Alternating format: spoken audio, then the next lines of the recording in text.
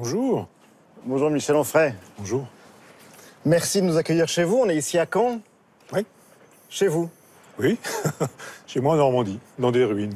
C'est important de revendiquer votre appartenance à un territoire, à un lieu, à la Normandie, à cette ville de Caen? Non, je me suis découvert normand tardivement. Puis j'ai découvert effectivement qu'il y avait un attachement. Alors je le revendique pas, mais je le fais savoir ici ou là pour faire savoir qu'il existe une province, qu'on peut exister en province, travailler en province et faire fonctionner des choses en province. Vous connaissez la formule « Comment peut-on être persan » ? Oui. Comment peut-on être normand? Comment peut-on être autre chose que normand? J'ai découvert un jour que je descendais des Vikings et qu'il y avait un Haut-Froid le Danois au Xe siècle, qui était propriétaire d'Argentan, la ville dans laquelle j'ai vécu pendant 37 années.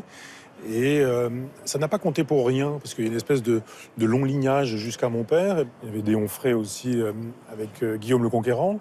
Il y en a un qu'on voit d'ailleurs sur la tapisserie de Bayeux. Ça crée, noblesse oblige d'une certaine manière, ça crée quelque chose, une espèce d'obligation. Ça ne donne pas des droits, mais des devoirs d'une certaine manière, d'être un peu à la hauteur. On est devant une église désaffectée, Saint-Étienne-le-Vieux. C'est un endroit mystique, mythique. C'est curieux ici, on est en plein cœur de la ville de Caen et pourtant c'est un lieu laissé à l'abandon, fermé. Oui, on n'y entre pas. Vous avez eu la chance d'avoir l'autorisation municipale, mais effectivement, il y a eu la déchristianisation en 93. Ça a été violent à Caen. C'est une ville de Girondins. C'est d'abord la ville de Charlotte Corday. Oui, cher à votre cœur. Oui, absolument, parce que c'est une girondine. C'est pas on a dit qu'elle était contre-révolutionnaire, royaliste, monarchiste. C'est pas vrai du tout. Elle a assassiné Marat.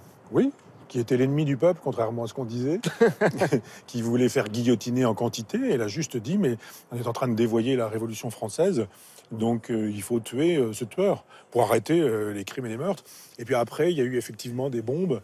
Au moment de la libération, les troupes alliées sont passées par ici, et on dit qu'effectivement, ce sont des bombes anglaises qui ont mis cette église dans cet état.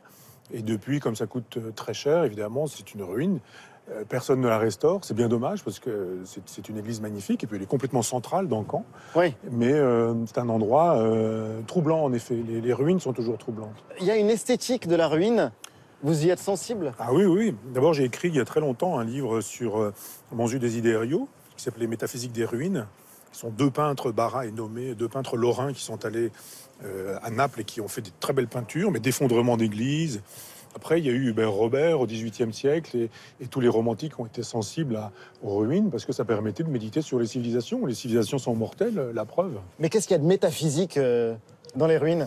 L'occasion d'une méditation sur le passé, c'est-à-dire d'éviter de croire que tout est là pour toujours et de toute éternité. C'est une invitation à voir que les choses les plus solides, les plus monumentales sont appelées aussi à disparaître. Et on voit comment le lierre arrive, comment les arbres poussent, comment les racines font éclater tout ça doucement. Puis un jour, une pierre, deux pierres, un mur, deux murs, puis après, tout disparaît, il n'y a plus rien. Donc pour un philosophe, c'est idéal, c'est une vanité. Romantique, Michel Onfray? Oui, sûrement, oui.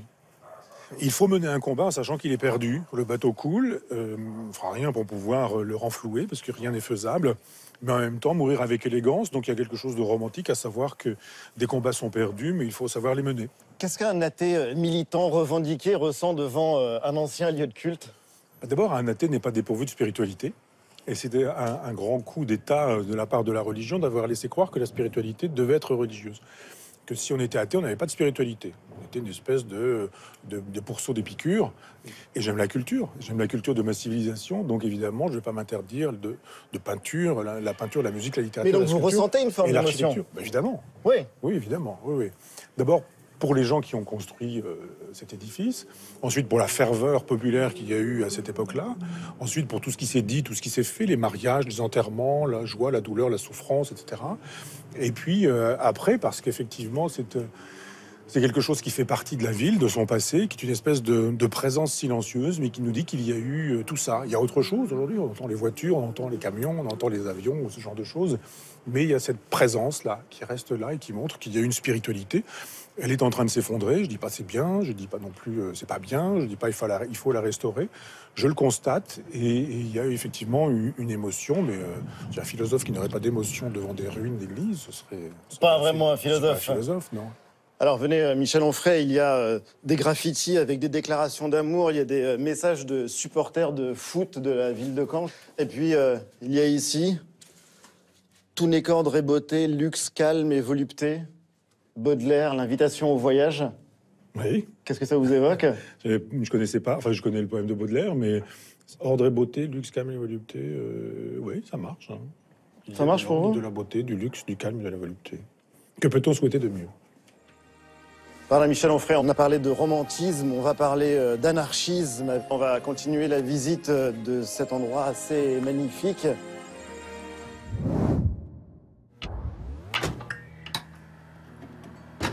Michel Onfray, vous publiez Décoloniser les provinces. C'est un livre de combat, c'est un livre qui se présente comme une contribution au présidentiel.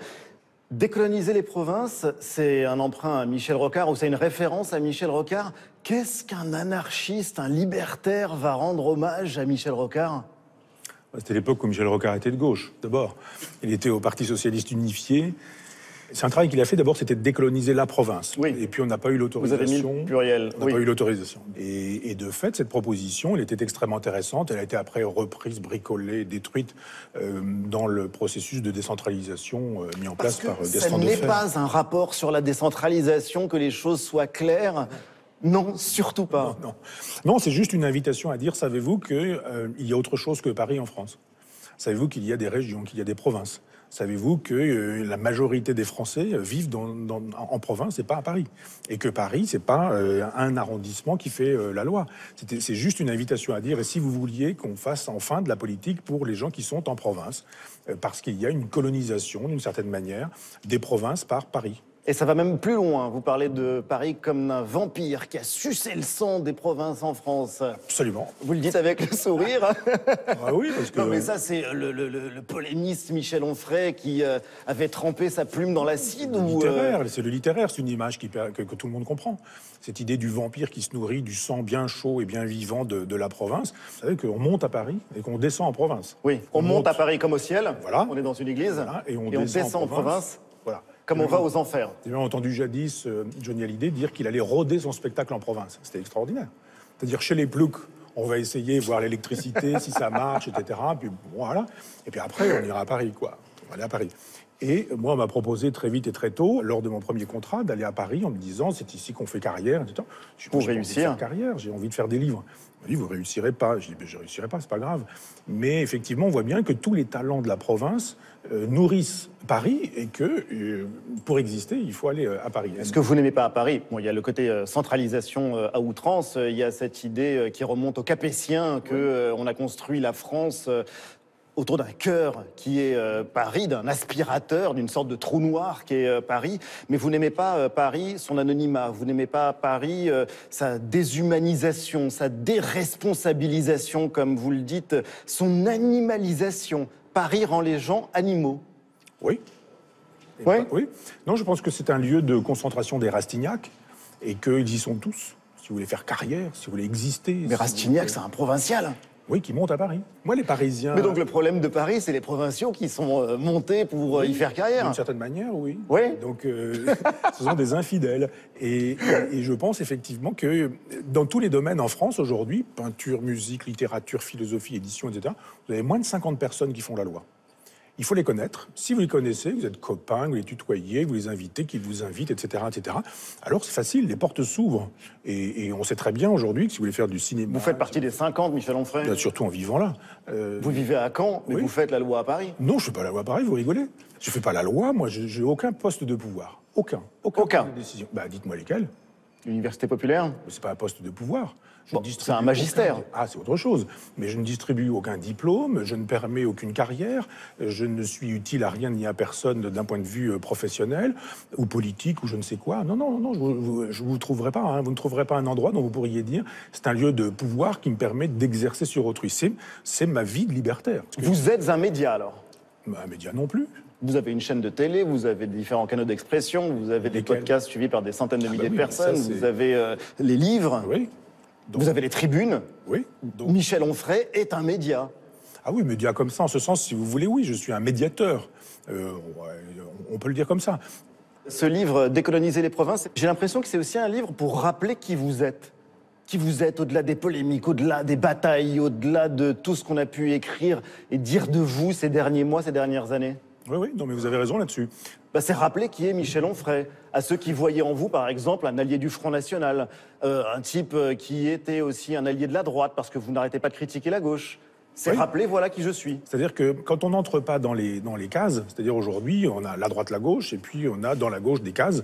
Donc il faudrait rentrer dans la case lutte ouvrière, nouveau parti anticapitaliste, parti socialiste, front de gauche, Macron éventuellement. Il faut dire qu'il n'y a pas grand monde dans votre case. Elle n'est pas représentée politiquement sur l'échiquier. Bien sûr, vous avez raison. On estime que si on n'est pas dans ces gauches-là, dans les gauches officielles, institutionnelles, avec des députés et des sénateurs, c'est donc qu'on n'est pas de gauche. Quand vous critiquez la gauche, et vous l'avez beaucoup fait, ça vous vaut les éloges de la droite. Oui, ça me gêne, ça. Mais, ça vous gêne, mais c'est comme si Michel Onfray, tout à coup, devenait un auteur de droite. Oui, ça c'est leur affaire. Moi, je sais qui je suis et je suis resté fidèle à mes idées. Donc, moi, je suis fidèle à mon bulletin de vote de mai 1981. La première fois que j'ai voté pour Huguette Bouchardot, c'était en 81, premier tour, deuxième tour, François Mitterrand. Et je trouvais très bien ce que disait François Mitterrand sur les femmes, sur le nucléaire, sur l'armée, sur le social. Je suis resté fidèle à ça. C'est ma faute. C'est ma grande faute. Je suis resté fidèle, mais parce que tout le monde a trahi depuis. En 1983, Mitterrand nous dit c'est pas possible, le socialisme n'est pas applicable dans la configuration qui est la nôtre. Et Mitterrand a dit allez, on abandonne le socialisme, on ouvre une parenthèse, toujours pas fermée, et on abandonne le socialisme et on a un autre horizon et il devient indépassable, c'est l'Europe libérale. Et Mitterrand s'est trouvé réélu dans un deuxième mandat, comme chacun connaît l'histoire. Et puis depuis, c'est l'horizon indépassable. Et on connaît la suite. Oui. Beaucoup à gauche vous accusent d'être un allié objectif du Front National. Beaucoup Libération, c'est-à-dire... Pas seulement. Le Monde. C'est aussi diffus. Oui, voilà, ça fait... Non, mais ça fait une. Depuis 2002, j'ai créé l'Université populaire pour lutter contre les idées du Front National. J'ai jamais eu la une de Libération pour ça. Toujours dans la liste des reproches qu'on vous a fait récemment, on vous a taxé d'islamophobie. Oui. Oui. Oui, et puis d'islamophilie aussi. Aussi. Tout se dit. Au fond... Mais tout se dit quand on est libre. Si vous êtes libre et que finalement vous n'êtes inféodé à rien, ni à personne et à aucun parti, il est bien évident que les gens des partis ne vous aiment pas. C'est aussi votre manière d'intervenir dans le débat public, qui est protéiforme, qui se saisit de l'actualité à chaud, qui n'hésite pas à employer la polémique. Il y a aussi le Michel Onfray qui tweete. Oui, qui tweetait. Qui tweetait. Oui. Et qui, Mais qui tweetait comme Donald Trump. Donald Trump devrait s'inspirer de vous parce que vous avez quitté Twitter. Oui, parce qu'effectivement, le problème, c'est pas ce que j'écrivais, c'est ce que les gens lisaient. C'est-à-dire que... Expliquez-nous ça. Il y a plein de journalistes qui sont plus capables de lire 140 signes qu'un livre de 1,5 million de signes. Donc effectivement, quand je publie Décadence et que le livre fait 500 pages, c'est à peu près 3 jours, 4 jours d'humilité, parce qu'il faudrait lire le livre et pour avoir un avis. Et ils se contentent souvent du titre. Donc ils ont lu Décadence, donc je suis un décliniste, je suis un pessimiste, je suis tout ce qu'on voudra. Le tweet, c'est extraordinaire. Ça n'excède pas les capacités d'un certain nombre de journalistes. 140 signes, c'est formidable. On n'a pas besoin d'aller au-delà. Et donc mon problème n'était pas ce que je disais, mais ce qui était lu. Si d'un seul coup, on ne comprend pas ce qui est écrit, parce que ce sont des aphorismes, alors on arrête les aphorismes. Vous savez, Sioran écrivait des aphorismes, et quand on lui demandait comment il faisait, il disait, mais j'écris d'abord 2 pages. Et la plupart du temps, la dernière phrase de ces 2 pages, c'est un aphorisme. Je fais sauter les 2 pages, il me reste l'aphorisme. Eh bien, un tweet, c'est un aphorisme. Oui, vous êtes incompris. Que, pardon ? On ne fait pas l'effort de vous comprendre ? Non, mais c'est parce que quand vous avez vraiment envie de massacrer quelqu'un, vous pouvez faire dire n'importe quoi un tweet. Le fameux tweet, j'étais à Cayenne, j'ai une conférence en Guyane, et je découvre ce qui se passe à ce moment-là. Et je dis, nous récoltons nationalement ce que nous avons semé internationalement. Ça donne, je ne sais plus quel primitif, un titre en disant, on ferait crash sur les morts du Bataclan. Par la suite. Et je me dis, mais je ne suis pas compris. Donc je dis simplement, mettez en perspective le terrorisme avec ce que nous faisons de manière internationale et peut-être comprendrez-vous. Donc je me suis dit, c'est trop compliqué, le tweet, j'arrête les 140 signes parce que c'est trop de malentendus. Alors, dans votre livre, en tout cas, il y a une expérience théorique qui est intéressante. Et là, pour le coup, qu'on peut recommander absolument à tout le monde. Vous dites, peut-on vivre dans un pays sans gouvernement ? La réponse est oui. Oui. Sérieusement ? Regardez en Belgique, ils ont été très longtemps sans gouvernement, ça marchait très bien. Donc, et puis on voit bien que là, il n'y a plus de gouvernement depuis quelques mois en France. Ça marche pas pire, c'est pas pire. Enfin, il y a même un gouvernement, il y a malgré tout une administration, il y a des ministres, il y a un président de la République, des assemblées. Ouais, le président de la République, il va voir le spectacle de Michel Drucker, etc. Il ne gouverne plus beaucoup. Et on voit bien qu'effectivement, le gouvernement ne gouverne plus beaucoup, qu'ils sont tous dans les logiques des présidentielles et que c'est pas pire. Donc je dis juste, si c'est un gouvernement jacobin, centralisateur, parisien, etc., on peut en faire l'économie parce que la vraie gouvernance, elle est là où les gens sont, c'est-à-dire dans les villes, dans les municipalités, les départements, etc., et qu'on n'a pas besoin, franchement, de ces gouvernements jacobins. Le président de la République, c'est le roi nain d'un petit royaume, écrivez-vous. Ben oui, la Constitution est ainsi faite qu'elle rendrait possible effectivement une grande présidence si on avait un grand président. Simplement, les grands présidents, ils sont où? Je les cherche. Or, la logique, elle est impitoyable, elle est même terrifiante, telle que vous la décrivez, la logique de l'élection, quelles que soient ces élections dans notre système, la Ve République, la séduction, l'aliénation, la trahison. Séduction, élection, trahison. Oui. C'est un triptyque qu'on peut voir fonctionner depuis longtemps. Hein, le peuple est toujours cocu. Ben oui, regardez les tromperies. Mais ne dites pas, ben oui, faites votre travail de philosophe, expliquez-moi, Michel Onfray. Je vais vous dire pourquoi, mais il suffit de regarder. J'ai l'expérience, moi, qui me permet de voir comment ont fonctionné les trahisons. Qu'est-ce qu'un chef? Un chef, c'est quelqu'un qui obéit à ce que le peuple lui impose, à ce que l'énergie du peuple lui impose, à ce que la nation lui impose. Eh bien, je trouve que le chef de l'État, ça devrait être ça, quelqu'un, non pas qui commande, mais qui obéit à ce qu'exige l'histoire. Et il y a une manière, dans ces cas-là, de faire ce qu'on nous dit en permanence, hein, c'est-à-dire la rencontre d'un homme et d'un peuple. Alors justement, vous avez défini ce qu'était un chef. Qu'est-ce qu'un peuple? Un peuple, c'est l'énergie qui constitue une nation derrière une langue. C'est le peuple souverain. C'est pour moi le peuple souverain. Celui qui va bosser, c'est celui qui trime, c'est celui qui paye des impôts, c'est celui qui ne connaît pas la niche fiscale, qui ne connaît pas les arrangements. Celui qui vote. Pas seulement. Enfin, les gens les plus riches de la France votent aussi, pour moi, ils font évidemment partie du peuple, mais d'une partie du peuple qui impose sa loi à l'autre partie du peuple. Et il y a une dignité chez ce peuple. Il y a un bon sens. Si vous avez ce génie populaire et qu'il est soutenu par une culture et par une éducation, vous avez une inventivité qu'il n'y a nulle part ailleurs, dans tous les peuples. Hein. Pourquoi ne l'avoir pas fondé de mouvements politiques ou d'essayer de donner une forme politique? Pourquoi ne pas vous présenter, par exemple, à des élections pour essayer de porter cette voix que personne ne porte dans l'échiquier aujourd'hui? Je pourrais, oui, envisager ça, mais je fais de la politique autrement. C'est-à-dire, je pense que l'Université populaire du Goût, l'Université populaire de Caen, sont pour moi des façons de faire de la politique. Ce que nous faisons tous les deux, ce que j'écris là, c'est pour moi aussi une façon de faire de la politique. Et je pense que je suis plus utile en faisant ça comme ça qu'en étant conseiller communal ou conseiller d'une communauté d'agglomération où je serais responsable. Conseiller ministériel ou conseiller du prince. Ou oui, conseiller... absolument. Oui. Ça vous a jamais tenté? Surtout pas. On n'a pas à rencontrer les hommes de pouvoir quand on est philosophe. Dès qu'on les rencontre, ils deviennent sympathiques, ils nous offrent le whisky de la République, qu'on boit avec eux, ou ce genre de choses. Et d'un seul coup, on perd sa liberté d'esprit. Donc il ne faut pas être courtisan, et ce sont des gens que les idées n'intéressent pas. Ce sont des gens que le pouvoir intéresse et rien d'autre, et qui ont besoin parfois de jouer la démocratie participative pour dire mais vous voulez quoi, vous souhaitez quoi, etc. Les cahiers de doléances sont toujours les mêmes. Oui. Il en faudrait d'ailleurs des cahiers de doléances. Moi, je suis pour ça, bien sûr. Des vrais cahiers de doléances. Les idées ne manquent pas chez les gens. On n'a pas besoin de techniciens, de technocrates, d'énarques, de polytechniciens, de gens qui font des projets sur tout et n'importe quoi, qui vous font la démonstration que cette église n'est pas une église, et superbement, et en 3 points. Mais on n'a pas besoin de ces gens-là. On a juste besoin d'aller chercher, capter l'énergie du peuple qui lui dit « Mais moi, je suis chauffeur de taxi, j'ai des trucs à vous dire. Moi, je suis marchand de poissons. Moi, je suis paysan. Moi, je suis marin-pêcheur. Moi, je suis coiffeuse. Et j'ai des trucs à vous dire sur l'organisation de la société, du travail, etc. Un président de la République, c'est quelqu'un qui sait, qui écoute, qui entend, qui fait remonter ça. Voilà pourquoi je vous disais qu'un chef, c'est quelqu'un qui obéit, pas quelqu'un qui commande. Ou alors il y aura une révolution inspirée par Michel Onfray. Ça m'étonnerait, mais je crois à une révolution lente et douce. Moi, je n'aime pas les guillotines, je n'aime pas le sang, je n'aime pas tout ça. Je déteste Robespierre.